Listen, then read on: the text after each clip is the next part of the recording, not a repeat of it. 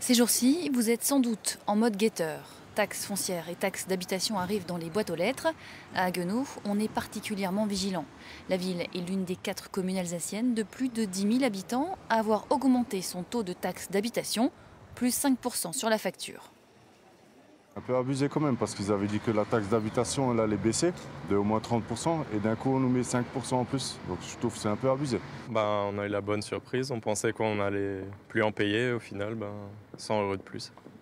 Vous n'attendiez pas du tout à ça? Non, pas du tout. C'était la bonne surprise de la rentrée. Et pour cause, ce couple s'attendait à une baisse de 30% comme annoncé par le gouvernement.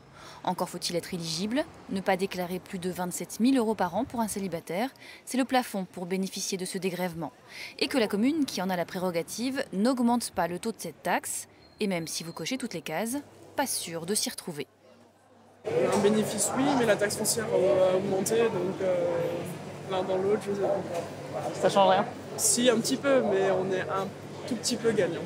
D'un côté, on veut supprimer la taxe d'habitation, mais de l'autre côté, dans quelques années, on va doubler la taxe foncière. Donc ce sera inévitable. Allez, certains contribuables sont compréhensifs. Comme le gouvernement donne moins de contributions pour les municipalités, il faut bien que les municipalités continuent de tourner et malheureusement, il faut qu'elles augmentent quelque part. Sur ce sujet, le Premier ministre Édouard Philippe l'a martelé, l'État compensera à l'euro près les pertes financières pour les communes.